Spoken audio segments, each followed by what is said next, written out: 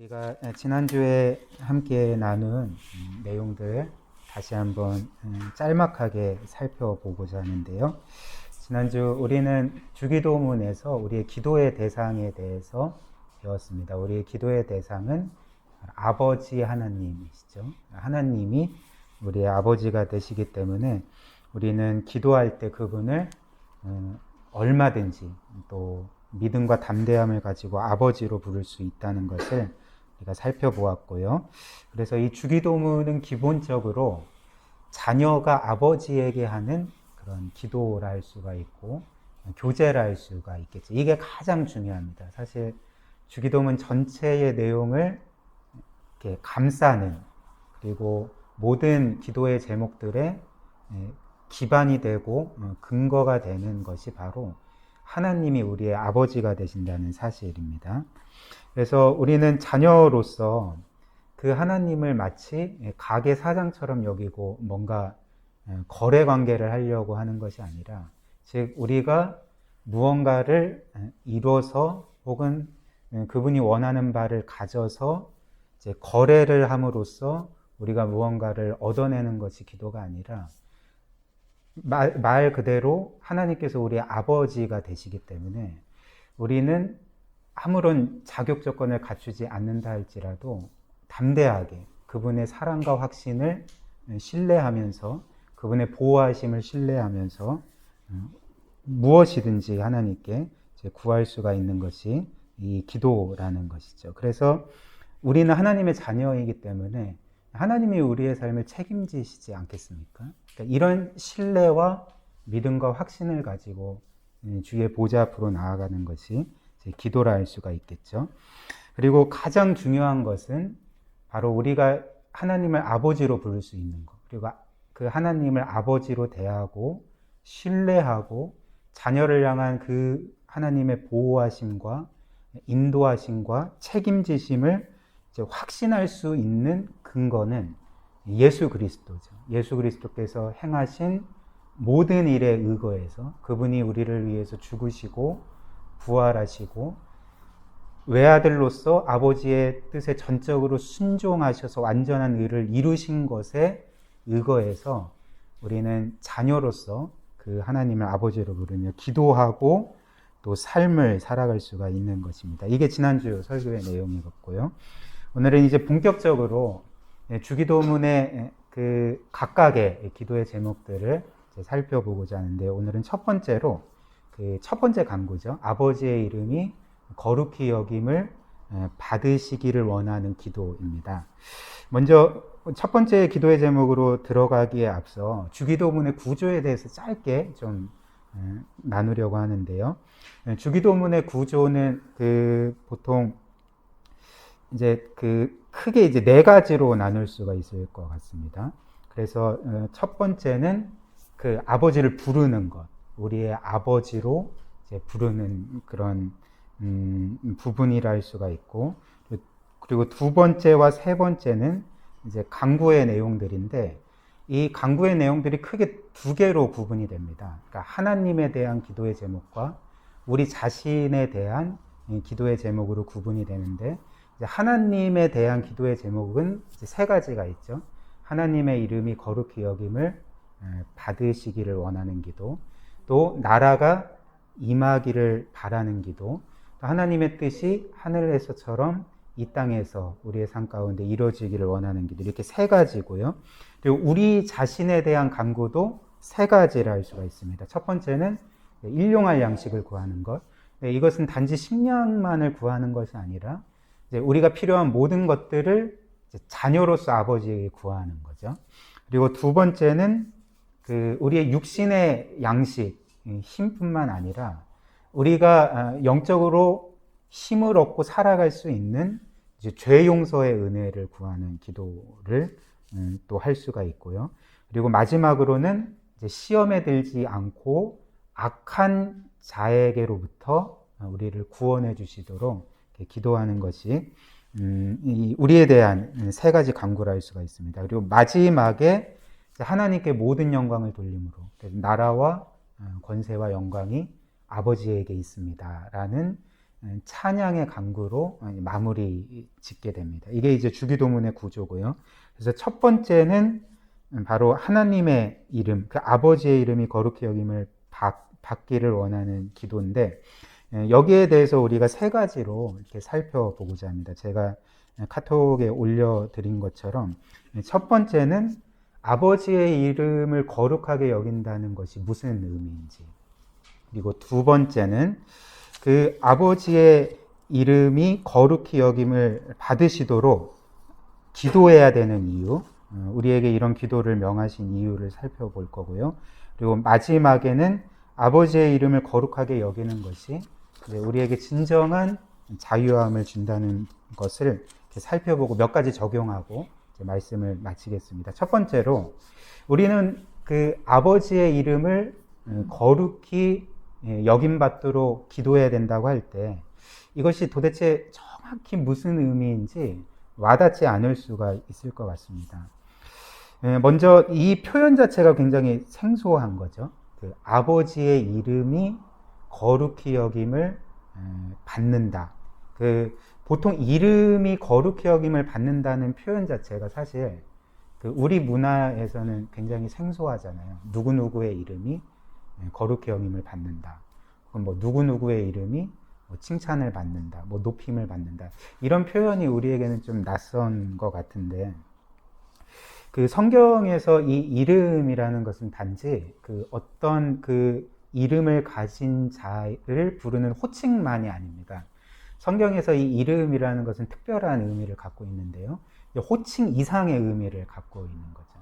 그래서 그 간단하게 말씀드리면 성경에서 이름이란 그 존재 자체를 가리킵니다. 그 존재 자체의 정체성을 가리키는 것이 이름이라 할 수가 있는데, 몇 가지 예를 들어 드릴게요. 그 첫사람 아담의 경우에 그 아담이라는 히브리어는 사실 그 어근 자체가 흙이거든요. 흙도 아니고 흙먼지예요. 그러니까 흙먼지라는 히브리어에서 이 아담이라는 이름이 나온 거거든요. 그렇다면 왜 흙일까? 왜 흙먼지일까? 왜냐하면 아담이 흙에서 취해져서 창조되었기 때문에 그렇습니다. 그래서 이런 말씀을 하잖아요. 너는 흙이니 흙으로 돌아갈지어다. 그러니까 우리의 인생 자체가 원래 흙과 같은, 흙도 아니에요. 흙먼지와 같은, 사실 하나님이 아니면 아무것도 아닌 존재임을 이렇게 보여주는 건데, 아담이라는 이름 자체가 단지 호칭이 아니라 그 인생의 본질을 보여주는 거죠. 그리고 아브람이라는 이름도 처음에 아브람 이전에 아브람이었죠. 아브람이라는 그 이름의 뜻은 그 높임을 받은 아버지, 뭐 이 정도의 의미입니다.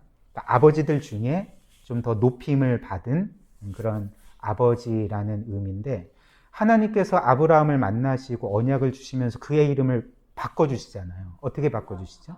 아브라함이라고 바꿔주시잖아요. 근데 아브라함이라는 것은 열방의 아버지라는 뜻이거든요. 그럼 무슨 의미일까요? 이제 구원받을 모든 택함 받은 자들, 특별히 아브라함의 믿음에 따라서 그리스도를 믿고 하나님의 자녀가 될 자들의 조상, 그러니까 보통 믿음의 조상이라고 부르잖아요.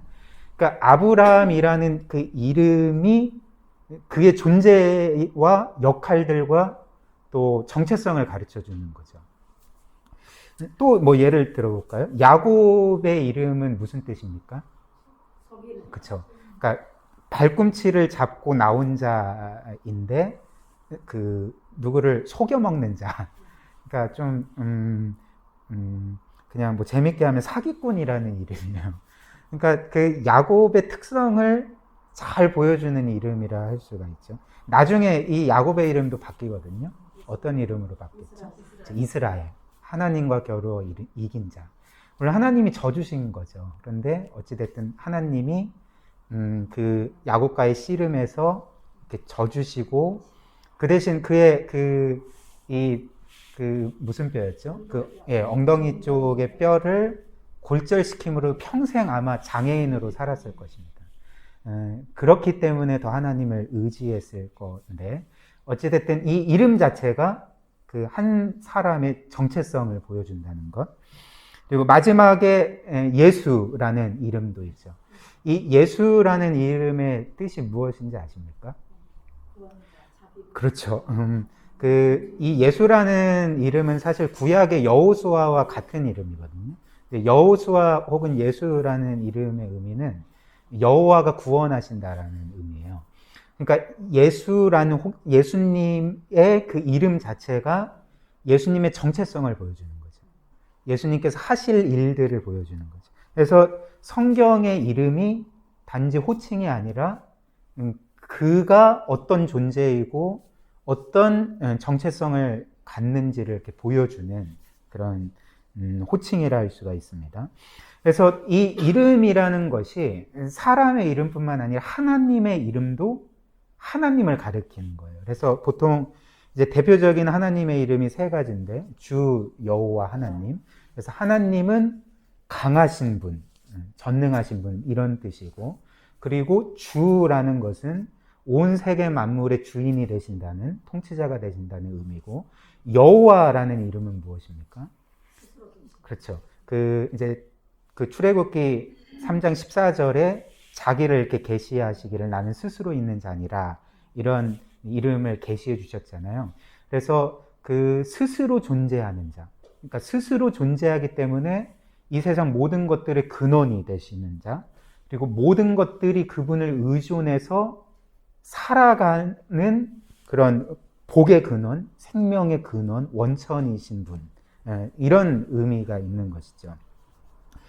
그리고 뭐 여러 또 이름이 파생됩니다. 여호와 이레라든지, 그러니까 준비하시는 여호와 하나님, 그리고 여호와 니시, 이제 깃발이라는 의미인데 여호와께서는 우리의 승리가 되십니다. 그러니까 이런 식으로 성경에서 여호와의 이름은 여호와가 되시는 거죠. 그러면 이 말씀에서 이제 구약에 보면 여호와께서 이런 말씀을 자주 하시거든요. 내 이름의 영광을 위해서 내가 창조를 했고 너희를 구원했다. 내 이름의 영광이라고 할 때 그 영광은 여호와의 영광이 되는 거죠. 그리고 이 주기도문에서도 아버지의 이름이 거룩히 여김을 받도록 기도하라 우리에게 명하셨을 때에 그 아버지의 이름은 결국은 아버지가 되는 거죠. 그래서 아버지의 이름이 거룩히 여김을 받는다는 것은 우리 하나님 아버지가 거룩히 여김을 받는다는 의미와 같다는 것입니다. 물론 우리가 이 아버지의 이름이 거룩히 여김을 받기를 원하는 마음으로 기도할 때 물론 하나님의 이름이 거룩히 여김을 받는다는 것도 되고 우리의 왕이신 그분의 이름이 거룩히 여김을 받는다는 것도 되지만 그러나 예수님께서는 너희가 하나님의 이름이 거룩히 여김을 받도록 기도하라 라든지 혹은 만왕의 왕께서 그분의 이름이 거룩히 여김을 받도록 기도해라 이렇게 말씀하시지 않고 아버지로 콕 집어서 아버지의 이름이 거룩히 여김을 받도록 기도하라 라고 말씀하셨거든요. 그러니까 여기에는 어떤 의도가 있는 것이죠. 무슨 의도냐면 우리가 아버지의 이름이 거룩하게 여김을 받기를 원하는 마음은 말 그대로 자녀로서 그 아버지를 사랑하는 마음으로 진심으로 우러나오는 마음으로 그분의 이름이 거룩히 여김을 받도록 이렇게 기도하라는 이제 말씀이 바로 이 아버지의 이름이 거룩히 여김을 받기를 원하는 그런 기도의 내용이라 할 수가 있습니다. 그리고 사실 그 아버지의 이름이 거룩히 여김을 받는 것뿐만 아니라 이제 이어서 나오는 모든 기도의 제목들이 이런 자녀가 아버지를 향해 갖는 마음으로 하는 기도가 된다는 거죠. 그러니까 우리는 보통 주기도문을 할 때 뭔가 주문처럼 그냥 외우고 끝내버리는 때가 많잖아요. 그렇잖아요. 뭐 무슨 교회에서 모임을 하고 폐할 때 우리 주기도문으로 마칩시다 해서 그냥 뭔가 어떤 의뢰하는 그런 예식처럼 그렇게 해버리는 경우가 많은데 그러면 이제 마음을 싣기가 힘들잖아요.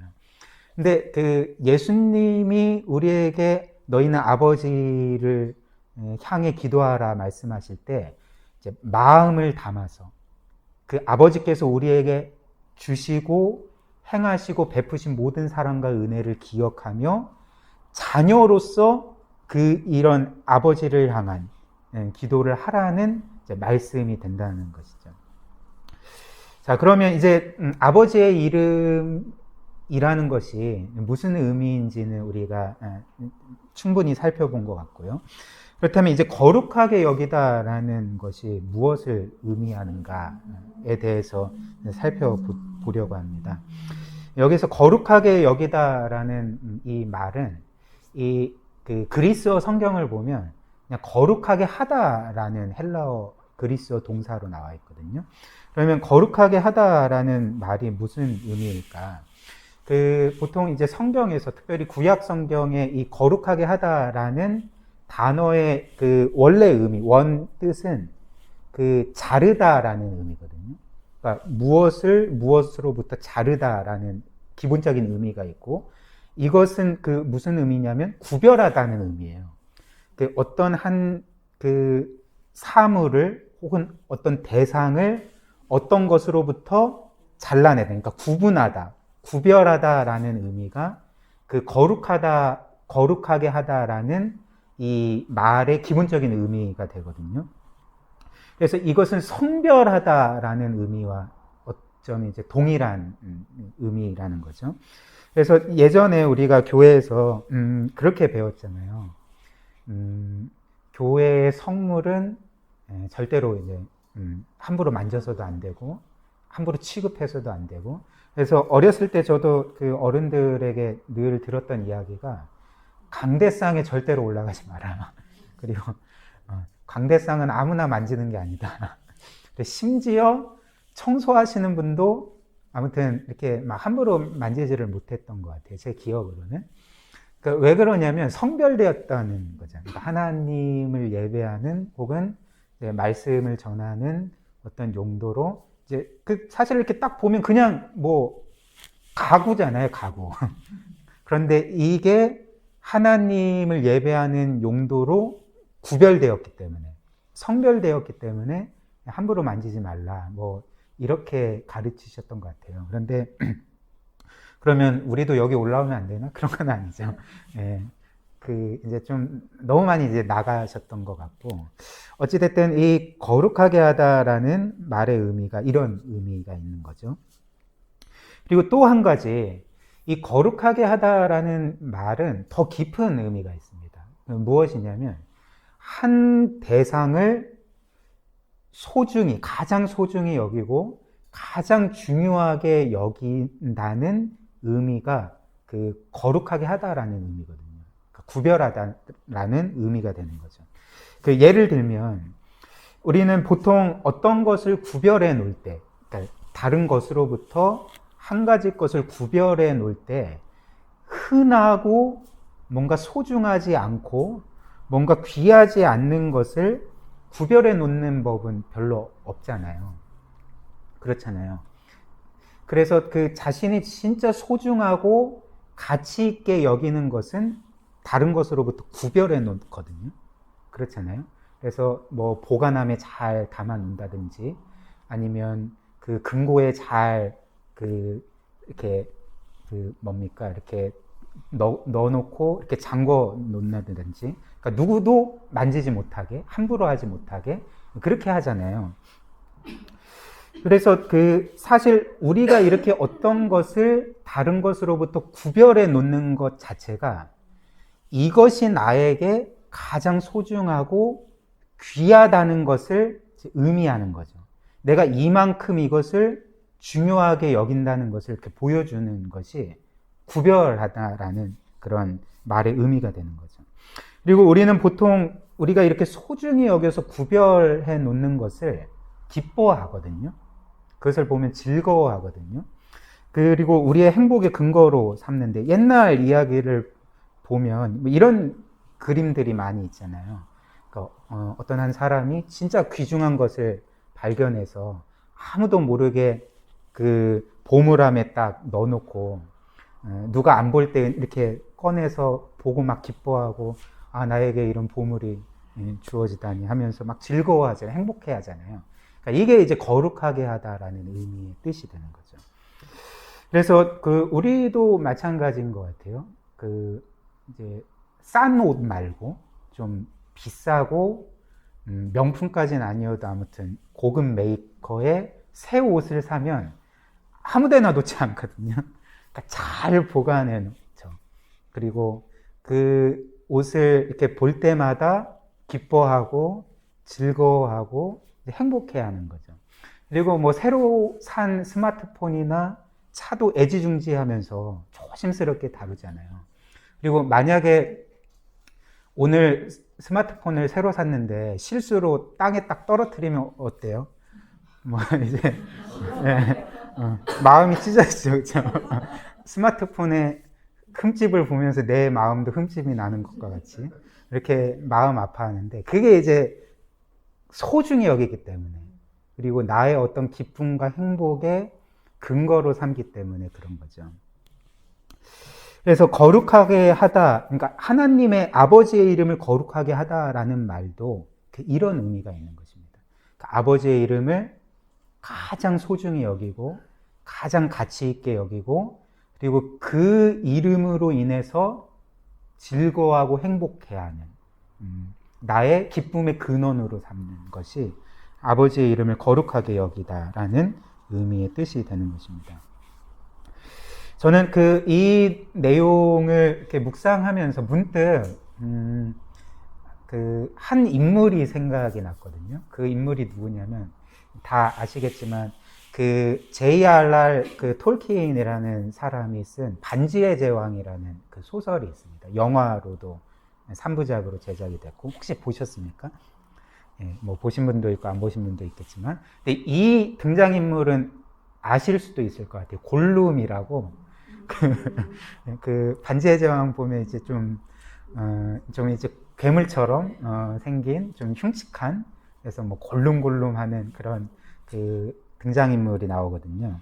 근데 이 골룸이라는 그 인물이 원래 이름은 스미골이에요. 근데 이 스미골이라는 인물이 원래부터 그렇게 흉측하게 생긴 괴물 같은 존재가 아니라 원래는 난쟁이족이었거든요. 멀쩡한 이제 호기심이 많고 평범한 인물이었는데 어느 날 강에 친구와 함께 고기를 잡으러 갔다가 그 강바닥에서 골룸의 스미골의 친구인 데아골이라는 그 인물이 절대 반지라고 이제 그 반지의 제왕에서 주된 이제 소재로 사용되는 사우론이라는 마왕이 만든 반지가 있어요. 근데 그 반지를 찾게 됩니다. 근데 그 반지가 어떤 반지냐면 마왕 사우론이 만든 것이기 때문에 그 마왕의 힘이 많이 담겨져 있어요.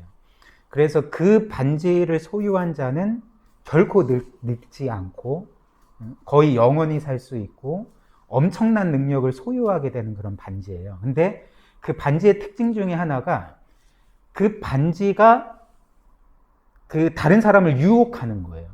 그러니까 나를 가져라 이런 식으로 이제 유혹을 하는 그런 반지인데 스미골의 친구 데아골이라는 등장인물이 절대 반지를 가지자마자 스미골이 반지의 유혹을 받고 내가 그 반지 가질래. 근데 나는 싫어 하다가 그 데아골이라는 친구를 죽여버립니다. 죽여버리고 자기가 이제 반지를 소유하게 되는데 그리고 그 이후에 고향 마을에서 여러 문제를 일으키고 결국은 쫓겨나게 되거든요. 그래서 산 깊은 이제 지하로 들어가서 살게 되는데 어떻게 사냐면 정말 수많은 세월 동안 그 반지만 붙들고 유명한 대사 있잖아요. 마이 프레셔스 하면서 내 보물 하면서 이렇게 사는 거예요. 근데 정말 너무나도 비참하게 사는데도 불구하고 그 반지를 보면 너무나도 기뻐하고 즐거워하고 행복해하고 그 반지를 자기 생명과도 같이 구별하는 거죠. 거룩하게 여기는 거죠. 이게 이제 거룩하게 여기다라는 말의 의미가 되는 겁니다. 그래서 결론적으로 하나님의 이름을 거룩하게 여긴다는 것은 하나님을, 그 아버지를 우리 삶의 최고의 가치로 여기는 것, 그리고 우리에게 가장 소중하고 가장 좋은 분이고 내 인생의 최고의 목적으로 삼는 것이 바로 아버지의 이름을 거룩하게 여긴다는 의미가 되겠죠. 그럼 이제 두 번째로, 아버지의 이름이 거룩히 여김을 받으시도록 기도해라 라고 말씀을 하셨는데, 우리는 왜 이런 기도를 해야 되는가? 왜 아버지의 이름을 거룩하게 여겨야 되는가? 라고 하는 그런 질문을 다뤄볼 것입니다. 그래서 두 가지 이유가 있는데, 첫 번째는 하나님께서, 그 아버지께서, 구약도 마찬가지예요. 구약도 너 이스라엘 백성들은 나에게만 영광을 돌려라. 나만 기뻐하라. 나를 최고의 가치로 여기고 나를 인생의 최고의 목적으로 삼아라. 이것이 끊임없이 구약에서 여호와 하나님이 이스라엘 백성에게 요구하셨던 거거든요. 이게 신약의 이 주기도문도 똑같은 거죠. 그 표현만 다르지, 예수님께서 너희의 아버지 하나님을 너희는 최고의 가치로 두고 가장 소중히 여기고 그리고 인생의 목적으로 가장 기뻐하고 즐거워해야 된다. 지금 이 요구를 하고 계신 거예요. 그러면 왜 우리는 그렇게 해야 되나? 첫 번째가 뭐냐면, 이제 하나님은 그만큼 가장 좋은 분이시기 때문에 그런 것이죠. 그래서 제가 지난번에 설명을 할 때 예를 하나 든 게 있어요. 어떤 대상에게 영광을 돌리는 법이 두 가지가 있는데, 첫 번째는 예를 들어드린 게, 북한의 주민들이 과거에 김일성이나 김정일이나 지금의 김정은에게 그를 찬양하고 영광을 돌리는 방식.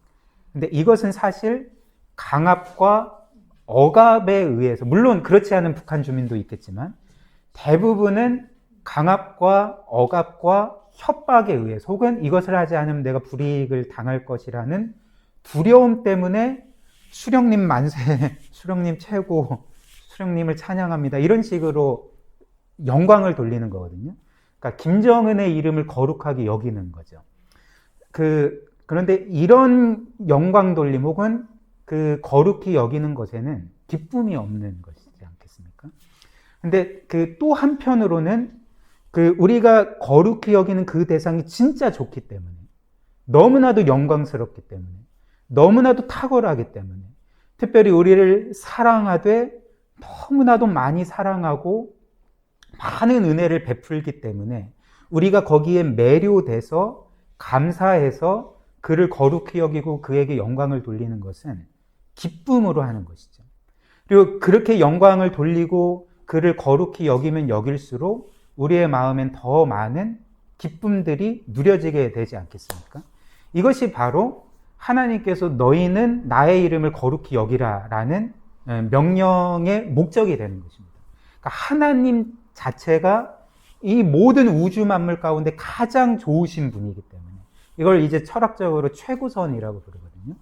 그래서 그분만이 우리를 참으로 행복하게 할 수 있고, 우리를 참으로 만족시킬 수 있고, 우리를 참으로 기쁘게 하고 참 생명을 살아가게 만드시기 때문에 너희는 너희 여호와 하나님, 너희의 아버지 하나님만을 거룩하게 여기라, 가장 소중히 여기라, 가장 중요하게 여기라, 이렇게 명하시는 것입니다. 그리고 두 번째로 우리가 이 아버지의 이름을 거룩하게 여겨야 되는 이유는 우리는 가만 놔두면 이제 본성 자체가 하나님이 아닌 다른 것들을 계속 거룩하게 여길 수밖에 없는 자들이기 때문에 그런 거죠. 그래서 우리는 끊임없이 하나님의 은혜가 아니면 하나님이 아닌 다른 것들을 가치 있게 여기고 소중하게 여기고 그들에게 영광을 돌리고 그들을 예배하는 그런 죄인들이잖아요. 그러니까 우상숭배자인 거죠.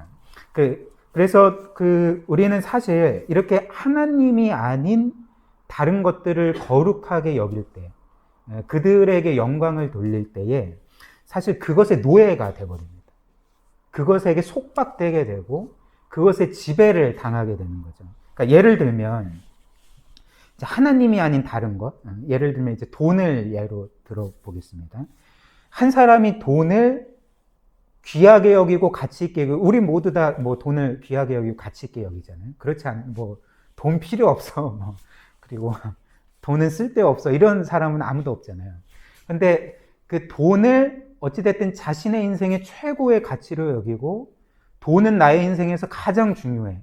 그리고 돈은 나의 인생의 최고의 목적이야 라고 여기면서 그 돈을 거룩하게 여기는 자는 그 돈에 속박이 되고 그 돈의 지배를 받게 되는 거죠. 왜냐하면 일단은 만약에 그 돈을 그렇게 자신의 최고의 가치로 여기면 자신이 돈이 많은지 없는지에 따라서 자기의 가치를 판단하게 되기 때문에 그렇습니다. 그래서 돈이 많을 때는 자신의 어떤 그 존재의 가치가 높아지는 것처럼 이렇게 느끼고, 돈이 없을 때는 마치 내 인생이 실패한 것처럼, 나는 아무것도 아닌 인생인 것처럼 이렇게 끊임없이 누구의 판단을 받게 되죠? 돈의 판단을 받게 되는 거죠. 그리고 그렇기 때문에 이제 돈을 많이 벌기 위해서 애를 쓰는 거죠. 물론 우리 모두도 뭐 돈을 적게 버는 것보다는 많이 버는 게 좋잖아요. 그렇죠? 근데 이제 돈을 벌 때 합법적인 방법으로 성실하게 일해서 벌면 좋은데, 만약에 돈이 나의 삶의 최고의 가치로 등극한다면, 내 인생의 최고의 목적이 된다면, 그래서 가족도 돈보다 덜 중요하고, 그리고 어떤 도덕이나 윤리보다 돈이 더 중요하게 되면, 사람들과의 관계보다도 나에게는 돈이 최고야 라고 말하면, 결국에는 그는 이제 수단 방법 가리지 않고 돈을 벌게 되지 않겠습니까? 그래서 때로는 돈을 벌기 위해서 부정한 방법도 사용하게 되고, 이제 범죄도 저지르게 되는 게 돈을 신으로 모시는, 돈을 거룩히 여기는 자들의 삶이 되는 거죠.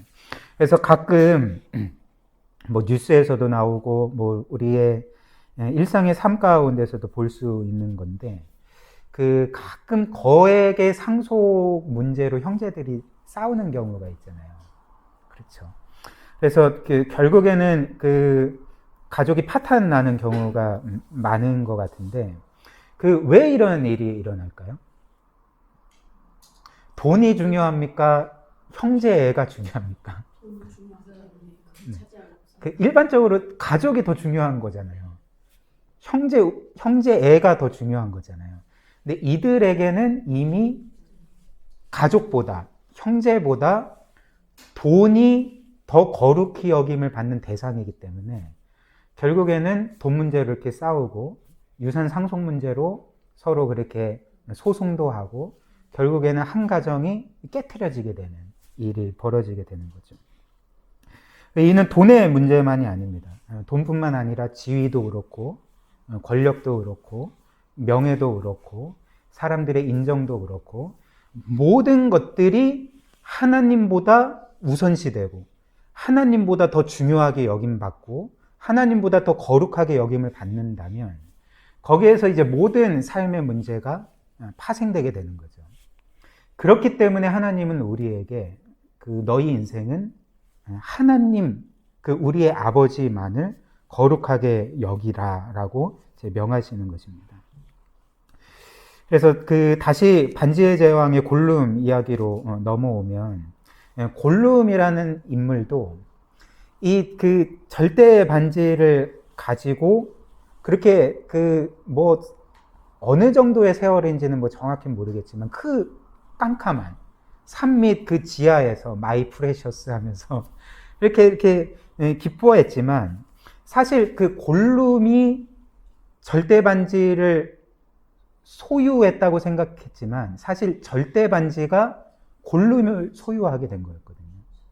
그러니까 골룸이 절대 반지를 지배한 것이 아니라 절대 반지가 골룸을 지배하게 된 거라는 거죠. 그래서 결국에는 이 절대 반지를 도둑맞게 되거든요. 프로도 베긴스라는 인물의 삼촌인 빌보 베긴스라는 인물에 의해서 속임을 당해서 빼앗기게 되는데, 그래서 그 이후에 골룸이 이제 분노에 찬 삶을 살게 됩니다. 내 반지 누가 뺏어갔어 하면서 그 분노와 좌절과 낙심 가운데 그 반지를 찾으려고 정말 뭐 필사적으로 애쓰는 것이 그 이후의 이제 삶이 되거든요. 그래서 절대 반지를 가지고 있을 때는 마이 프레셔스 하면서 뭐 정말 뭐 다음 없는 그런 기쁨들을 누렸는데 그 절대 반지를 빼앗긴 후에는 그의 삶에는 진짜 뭐 분노, 복수심, 절망 이런 거밖에 없었고 마지막에 그 영화 이렇게 보면 마지막에 결국은 그 프로도 베긴스라는 주인공에게 절대 반지를 빼앗거든요. 근데 빼앗자마자 그 용암 깊숙한 곳으로 떨어지게 돼서 죽게 돼요. 근데 어떤 장면이 되게 인상적이었냐면 그 떨어지면서도 그 반지를 끼면서 너무 좋아하는 거예요. 너무 행복해하면서 용암에 빠져서 이렇게 죽는 장면으로 끝이 나거든요. 그러니까 이것이 어떤 면에서는 허탄한 그 인생을 보여주는 거죠. 이게 골룸 스미골의 삶뿐만 아니라 사실 이거는 뭐 극단적인 예이긴 하지만 이 세상에 하나님을 거룩히 여기지 않는 삶의 어떤 전형들을 보여준다 할 수가 있는 것입니다. 그래서 소설 초반에 간달프라는 마법사가 이제 등장해서 이 프로도 베긴스에게 이런 말을 해요. 무슨 말을 하냐면 제가 읽어드릴게요. 그 절대 반지의 위력이 얼마나 대단한가 하면 그 반지를 소유한 사람은 누구나 그 반지에 완전히 압도당하게 되어 있네. 반지가 그 사람을 소유하게 되는 셈이지. 이렇게 말을 하는 거죠. 그래서 절대 반지는 그것을 소유한 자를 소유하게 되는 거죠. 지배하게 되는 거죠. 이게 우리가 하나님보다 더 거룩하게 여기는 것들이 우리에게 행하는 일이 되는 것입니다. 그렇다면 이제 마지막으로 하나님의 이름을 거룩하게 여기는 것은 우리에게 어떤 은혜, 어떤 변화를, 어떤 축복을 가져다 줄까요? 바로 우리를 이렇게 속박하고 우리를 노예로 부리고 그리고 우리를 괴롭게 하는 모든 것으로부터 우리를 진정으로 자유하게 하는 것이 바로 하나님을 최고의 가치로 두는 그분을 거룩하게 여기는 것이라는 것이죠. 왜 그럴까요? 우리는 하나님 안에서만 진정으로 받아들여짐을 경험하기 때문에 그런 것이죠. 이 세상의 모든 것들, 계속 말씀드렸지만 돈이든지 지위든지 명예든지 권력이든지 어떠한 것이든지 간에 우리가 그것을 하나님보다 더 귀중하게 여길 때 그것은 우리 자신을 속박하게 만들거든요. 근데 끊임없이 그 우리에게 자격 조건을 요하는 거죠. 돈을 예로 들었는데 돈이 있으면 그 돈에게 인정을 받고 받아들여짐을 받지만 돈이 없으면 그 돈으로부터 우리가 정죄를 당하고 우리가 마치 실패자인 것처럼 우리가 낙오자인 것처럼 그렇게 낙인 찍히고 정죄당하지 않겠습니까?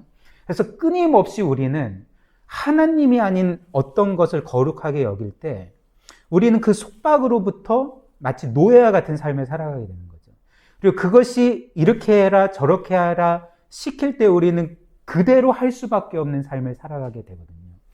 그런데 하나님만이 우리를 있는 그대로 받아주시기 때문에 그 하나님만이 우리가 죄인임에도 불구하고 우리가 불완전함에도 불구하고 그리고 우리에게 여러 결함과 결핍이 있음에도 불구하고 그분 자신이 우리를 완벽하게 받아주시기 때문에 우리는 그분 안에서 이런 진정한 자유함을 누리게 된다는 것입니다. 그리고 그렇게 우리를 받아주시는 것의 그 근거는 바로 우리를 향한 하나님의 사랑과 은혜가 되는 거죠. 그분이 우리를 사랑하시되 그 아들 예수 그리스도까지 아낌없이 십자가 죽음에 내어주실 정도로 우리를 사랑하시고 그리고 우리를 구원하셨기 때문에 우리는 죄인 중에 괴수인 삶을 살아가고 그분을 원수로 삶으며 그분을 거슬린 삶을 살았음에도 불구하고 그 어떤 자격 조건도 요하지 않고 예수 그리스도께서 우리를 위해 행하신 모든 일의 근거에서 하나님의 그 무한한 사랑과 은혜에 근거하여서 우리를 그대로 받아주시기 때문에 이 세상 어떤 것으로부터 누릴 수 없는 그 자유함과 받아들여짐을 오직 이 하나님께만 받을 수 있다는 것입니다. 이렇기 때문에 우리가 그 아버지를 믿을 때, 그 아버지를 우리의 인생의 최고의 가치로 여길 때, 우리의 가장 중요한 분으로 여길 때, 그리고 우리의 인생의 목적으로 삼고 그분을 기뻐할 때 우리는 그분으로 인해 이런 자유함들을 누리게 된다는 것입니다. 그래서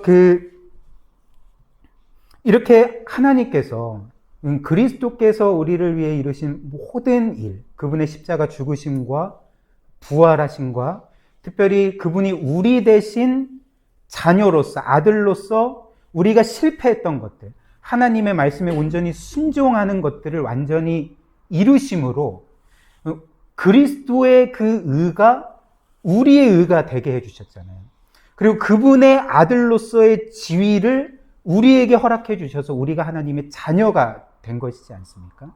바로 이 모든 것들이 우리가 그리스도 안에서 받고 누리는 것인데, 바로 이 은혜를 경험한 자는 또 자연스럽게 그 아버지를 찬양하게 되는 거죠. 그 아버지가 나의 최고로 중요한 분입니다. 그 아버지가 나에게 최고로 가치 있는 분입니다. 그 아버지가 나에게 최고로 영광스러운 분이고, 그리고 내 인생의 최고의 목적이 되십니다. 라는 그런 감사와 감격의 마음으로 자연스럽게 누가 가르쳐 주지 않아도, 누가 강요하지 않아도 우리는 그 아버지의 이름이 거룩히 여김을 받기를 원하는 마음으로 기도하게 된다는 것입니다. 이것이 바로 오늘 이 주기도문에서 예수님께서 우리에게 알려주시고 그리고 명하시는 바가 된다는 것입니다. 그래서 마지막으로 적용 몇 가지 하겠습니다. 우리 사랑하는 성도님들, 현재 내가 가장 소중히 여기는 것이 무엇입니까? 그리고 내 인생에서 내가 가장 가치 있게 여기는 것이 무엇입니까? 한번 생각을 해보십시오. 혹시 하나님이 아닌 다른 것이 나도 모르게 내 인생에서 가장 중요한 것이 되어버렸고, 내 인생에서 가장 가치 있게 여겨지는 것이 되어버렸다면 우리가 기억해야 될 것이 무엇입니까? 바로 하나님 이외에 다른 것을 거룩하게 여길 때 우리는 그것에 속박당하게 되고 지배당하게 됨을 우리가 기억해야 된다는 것이죠. 그래서 하나님만이 오늘 말씀과 같이 우리를 진정으로 받아주시고 우리를 진정으로 자유하게 하심을 믿어야 된다는 것이죠. 그리고 두 번째로 우리는 무엇보다 이 모든 일들이 우리에게 실질적으로 경험되기 위해서는 그리스도를 바라봐야 된다는 거죠. 끊임없이 그리스도께서 우리를 위해 행하신 모든 일들을 바라보고 그분이 우리를 위해 행하신 일들 때문에 우리가 아무런 자격 없이 아무런 공로와 의로움 없이 하나님께 완전하게 받아들여져서 죄인이지만 의롭다 선언되고 그리고 하나님의 자녀가 아니었지만 하나님의 자녀로서 완전히 받아들여졌다는 것을 우리가 기억하면서 이 세상의 것들이 아무리 외형적으로 영광스럽고 탁월하고 가치 있게 보여도 하나님과 비교할 수 있는 것은 아무것도 없다. 하나님의 사랑과 은혜에 비교할 수 있는 건 아무것도 없다. 그리고 이 세상의 것들이 아무리 내 눈을 현혹시킨다 할지라도 나를 완전히 받아주는 것은 그 그리스도 안에 나타난 하나님의 사랑밖에 없다는 것을 우리가 기억하며 끊임없이 그리스도를 바라보고 그분의 십자가 구원을 바라보고 그 십자가 구원으로 인해 우리가 완전히 받아들여졌음을 기억하고 믿고 확신해야 된다는 것입니다. 세 번째로 이렇게 아버지의 이름이 거룩히 여김을 받게 하소서라는 기도는 우리만 아버지를 거룩하게 여기게 해달라는 기도가 아니죠. 어떤 기도겠습니까? 우리뿐만 아니라 우리 주위에 수많은 사람들, 말씀드렸듯이 하나님이 아닌 다른 것들을 자신의 인생의 최고의 가치로 삼고 거룩히 여기며 살아가는 그 사람들이 우상을 버리고 하나님 아버지의 이름을 거룩히 여기도록 하나님을 알고 그분의 사랑을 알고 우리가 누리는 자유함을 그들이 누릴 수 있도록 우리가 기도하고 그들에게 하나님을, 그 그리스도를 증거하라는 그 기도의 제목이 아니겠습니까? 그래서 여기에는 우리가 마땅히 행해야 될 사명도 담겨 있다는 것이죠. 그래서 우리 교회가, 우리 모두가 이 말씀과 같이 일단은 우리가 먼저, 우리의 자녀들이 먼저 정말 우리의 삶 가운데 끊임없이 아버지의 이름을 거룩하게 여기게 해달라고, 우리의 삶에 아버지를 최고의 가치로 여기게 해달라고, 최고의 기쁨으로 여기게 해달라고 기도할 뿐만 아니라 우리 주위에 그 수많은 그리스도를 알지 못하는 사람들에게 우리가 복음을 전하고 그들을 위해서 기도함으로써 이런 우리가 가는 곳곳마다 아버지의 이름이 거룩하게 여김을 받는 일들이 일어났으면 좋겠습니다. 이런 은혜가 우리 고유교회 모든 사랑하는 지체들에게 있기를 주님의 이름으로 축복합니다.